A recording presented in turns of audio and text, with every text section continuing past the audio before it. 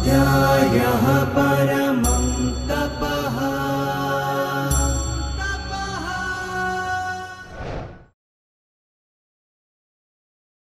सर्वेभ्यः नमो नमः।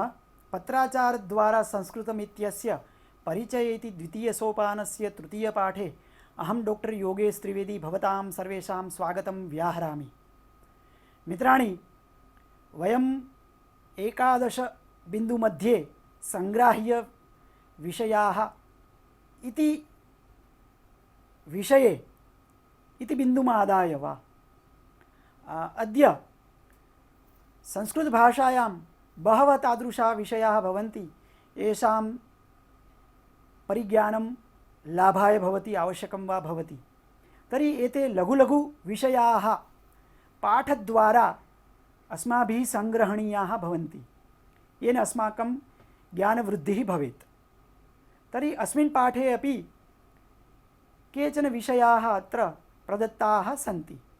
કેટલાક એવા વિષયો આપેલા છે મિત્રો કે જેને આપણે જાણતા હોઈએ છીએ, કે પછી કેટલાક બિંદુઓ જે છે એને આપણે આપણા માટે પણ નવા હોય છે। તો આજે સંગ્રાહ્ય વિષય જે છે એ અંતર્ગત 5ની સંખ્યાને લઈને કેટલુંક આપણને અહીંયા જ્ઞાન આપેલું છે, જેમાં પંચકન્યા જે આપણે જાણીએ છીએ કે અહલ્યા, દ્રૌપદી, સીતા, તારા, મંદોદરી તથા આ પુણ્ય સ્મરણ તરીકે જેમનું સ્મરણ કરવામાં આવે છે એ સતી, 5 સતીઓ જે છે જેમને આપણે સવારમાં પુણ્ય શ્લોક તરીકે સ્મરણ કરીએ છીએ, તો એ અહલ્યા જેના વિશે આપણે જાણીએ છીએ, દ્રૌપદી છે, સીતા છે, તારા છે, રાવણની પત્ની મંદોદરી જે છે એ એમનું અહીંયા સ્મરણ છે કરવા યોગ્ય છે। પંચપાંડવાः, તો અત્ર પાંડવેषु अपि युधिष्ठिरः, भीमः, अर्जुनः, नकुलः, सहदेवः इति पञ्चनामाभिधेयाः पाण्डवाः सन्ति। पञ्चभूतानि, तर्हि कानि तानि भूतानि? तर्हि पृथिवी, आपः, तेजः, वायुः, आकाशः। आपः इत्युक्ते जलम्। आपः इत्युक्ते किं? जलम्। आपनो अर्थ थाय छे पाणी। ए ज रीतना 5 ज्योतिषशास्त्रों जे આપણે અંગ વાત કરીએ છીએ તો 5 અંગો છે। તિથિ છે, વાર છે, નક્ષત્રો છે, 27 નક્ષત્રો, યોગ છે અને કરણ છે। જ્યારે આપણે મુહૂર્ત લેવા જઈએ ત્યારે જ્યોતિષી જે છે એ યોગ અને કરણ આ બંનેને એ જોતા હોય છે। એ જ રીતના 5 બાણો જે છે એ કામદેવના પંચબાણ જે છે એમાં અરવિંદમ, અશોકમ, ચૂતમ, નવમલ્લિકા, નીલોત્પલમ। અરવિંદ જે છે એ પણ એમનું બાણ છે। અશોક જે કહેવાય છે એ અશોક, ચૂત એટલે આંબો, અને નવમલ્લિકા અને નીલોત્પલ, આ 5 બાણો કામદેવના જે છે એ કહેવાયેલા છે। પંચયજ્ઞાઃ, 5 યજ્ઞો જે છે એ 5 સંખ્યા તરીકે, 5ની સંખ્યા તરીકે એમનું પણ મહત્ત્વ છે। દેવયજ્ઞ છે, દેવતાઓનો યજ્ઞ। પિતૃયજ્ઞ જે આપણે કરીએ છીએ એ પિતૃયજ્ઞ। ભૂતયજ્ઞ જે છે એ આપણે વૈશ્વદેવ વગેરે કરીએ છીએ તો એ ભૂતયજ્ઞ છે। મનુષ્ય યજ્ઞ છે, સેવા યજ્ઞ વગેરે જે આપણે કહીએ એ મનુષ્ય યજ્ઞ છે, અને બ્રહ્મયજ્ઞ। તો આ પ્રકારે 5 યજ્ઞો જે છે એ 5 યજ્ઞોનું પણ મહત્ત્વ છે। મનુષ્ય, દરેક મનુષ્યએ આ 5 યજ્ઞ જે છે એ પોતે અવશ્ય કરવા જોઈએ। એમાંથી અમુક યજ્ઞો જે છે નિત્ય યજ્ઞ છે, અને અમુક યજ્ઞ નૈમિત્તિક યજ્ઞ છે, એટલે કે નિમિત્તને કોઈ વિશેષ પરિસ્થિતિને આધીન થઈને આ યજ્ઞ કાર્ય જે છે એ કરવામાં આવે છે। અને આ વિશે આપણે કઈ રીતના એ યજ્ઞ યાગાદિ કરવું, નિત્ય યજ્ઞ ક્યાં છે, નૈમિત્તિક યજ્ઞ ક્યાં છે, એના વિશે આપણે વિશેષ જે છે એ સમજ મેળવવી જોઈએ। 5 ઉપચારો જે છેલ્લે કીધેલા છે, જેમાં પંચ ઉપચારાઃ ગંધઃ, પુષ્પમ, ધૂપઃ, દીપઃ, નૈવેદ્યમ। ભગવાનને કોઈ આપણે પ્રસન્ન કરતા હોય, પૂજા કરતા હોઈએ છીએ તો છેવટે કશું જ ન હોય તો આપણે આ 5 ઉપચારો, પંચ ઉપચારૈઃ સંપૂજ્ય, 5 ઉપચારોથી એની પૂજા કરાય છે। તો એમાં ગંધ, પુષ્પ, ધૂપ, દીપ અને નૈવેદ્ય, એ 5 ઉપચાર જે છે એ આપણે 16 ઉપચાર ન કરીએ, 30 પ્રકારના ઉપચાર ન કરીએ, અથવા એનાથી વધારે ઉપચારો ન કરીએ તો માત્ર આ 5 ઉપચારોથી પણ દેવોનું પૂજન કરી શકીએ છીએ। તો આ રીતના 5ની સંખ્યાને લઈને કેટલું સરસ મજાનું એ જે છે જ્ઞાન છે એ આપણને આના દ્વારા પ્રાપ્ત થાય છે. મિત્રો, હવે આપણે સંગ્રાહ્ય વિષયની સાથે સાથે આપણે જાણીએ છીએ કે આપણી એક પરંપરાઓ છે. કેટલીક પરંપરાઓ એવી છે કે જે આપણી આદિકાળથી આપણા સાથે રીતિ રિવાજો સાથે જોડાયેલી હોય છે અને એ પરંપરાઓ આપણે કંઈક સૂચવે છે. એમાં આપણું આધિદૈવિક એટલે કે ભૌતિક કલ્યાણ પણ છે અને આધ્યાત્મિક કલ્યાણ છે, શારીરિક કલ્યાણ પણ છે અને એ દૈવીય કલ્યાણ પણ રહેલું છે. તો આવી પરંપરાઓ જે છે એની આપણે આપણી આસપાસમાં જ રહેલી હોય છે. કેટલીક પરંપરાઓ આપણે જાણતા હોઈએ છીએ, કેટલીક પરંપરાઓ આજે સ્થળ વિશેષમાં એ લુપ્ત થયેલી જોવા મળતી હોય છે. તો આવી જ એક પરંપરાની આજે આપણે વાત કરીએ. પરંપરા છે મિત્રો, વિજયાદશમીને દિવસે સમી જે ઝાડવું છે, જેને આપણે ખેરનું ઝાડવું ગુજરાતીમાં કહીએ છીએ, એ સમીના ઝાડવાના પાંદડાઓ જે છે એકબીજાને આપવાની પરંપરા છે. તમે આજે દક્ષિણ ભારતના પ્રાંતોમાં જુઓ તો આ પરંપરા આજે પણ સુરક્ષિત છે કે વિજયાદશમીને દિવસે એ પર્ણો જે છે એ એકબીજાને આપવામાં આવે છે. અને આ ખૂબ જ શુકનવાળું કામ કહેવાય છે અને આ પરંપરા આદિકાળથી આવેલી આવે છે. તો આપણે કંઈક આના વિશેનો શ્લોક જે છે એ શ્લોકને આજે જોઈએ અને એનું શું રહસ્ય છે એની પણ ચર્ચા કરીએ. પરંપરામાં આજનો શ્લોક છે, સમી સમયતે પાપમ સમી શત્રુ વિનાશિની અર્જુનસ્ય ધનુર્ધારી રામસ્ય પ્રિયદર્શની. રામસ્ય પ્રિયદર્શિની. તો સમી સમયતે પાપમ, સમી જે છે એ પાપમ સમયતે, પાપનું શમન કરે છે. સમી શત્રુ વિનાશિની, સમી છે એ શત્રુનો નાશ કરવાનો સ્વભાવવાળું છે. આગળ શું કીધું? અર્જુનસ્ય ધનુર્ધારી રામસ્ય પ્રિયદર્શિની. અર્જુન અને ધનુર્ધારી રામનું એ શું છે? પ્રિય છે. તો આ જે સમી છે આટલી સરસ જેની વિશે પ્રશંસા કરેલી છે, આપણે વિજયાદશમીને દિવસે એકબીજાને આપવાનો વ્યવહાર પણ છે. તો શું છે, કેમ સમીને એટલી બધું ઉત્તમ ગણાવેલું છે? તો થોડોક આપણે વિચાર કરવો જોઈએ આ બાબતમાં. સમી જે છે એનું વેદોમાં એને અગ્નિગર્ભ તરીકે પણ એનું નામ છે, તરીકે એને કહેવાય છે. અને આ ઔષધિ જે છે એ વિશેષ કરીને ચામડીના રોગો છે, ઉદરના રોગોમાં જે આપણે કહીએ કે જે અગ્નિ થતી હોય ઉદરમાં, ગર્ભમાં જે અગ્નિ હોય એ અગ્નિનું પણ શમન કરનારી જે છે એ છે. અને વિશેષ વ્યાધિઓમાં અને મૂત્ર સંબંધી વ્યાધિઓ જે છે એમાં પણ આ જે છે સહાયક છે. અને અક્ષીર રોગોમાં એમના ભિન્ન ભિન્ન પ્રકારના પ્રયોગો દ્વારા એ માનવનું કલ્યાણ કરનાર છે. બીજી વાત જોઈ કે આમાં એક પદ આપેલું છે કે સમી શત્રુ વિનાશિની. હવે આ બધું કદાચ પુસ્તકોમાં વિસ્તાર ન હોઈ શકે, પણ આપણે ચિંતનથી જોવું પડે કે ભાઈ આ શ્લોક છે તો આ શ્લોક આપણે શું કહે છે. પરંપરાઓ જે છે એ બે રીતના છે. આપણે જે વાત કરી પૂર્વમાં એ પ્રમાણે એ આપણે શારીરિક કલ્યાણ કરનારી પણ છે અને આધ્યાત્મિક કલ્યાણ કરનારી પણ છે.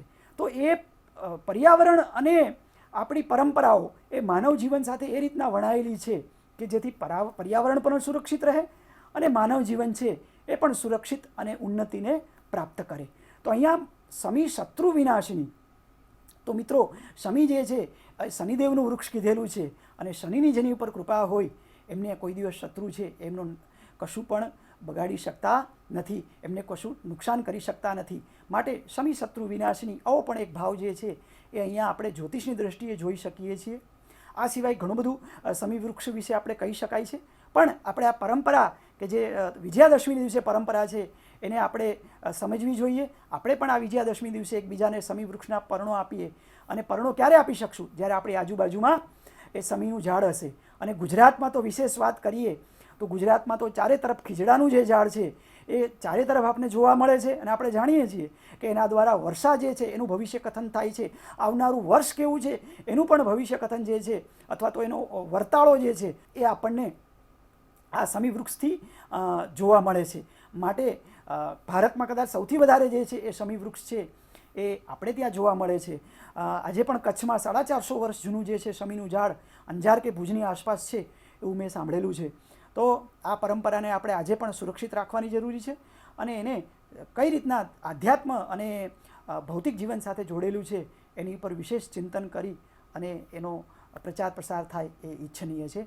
આજે આપણે જોયું પ્રશ્નો જે છે એ પ્રશ્નોમાં વિશેષ્ય અને વિશેષણ અનુસાર પરિવર્તિત કરીને વાક્યને ફરીથી લખવાનું આપણી પુસ્તકમાં કીધેલું છે.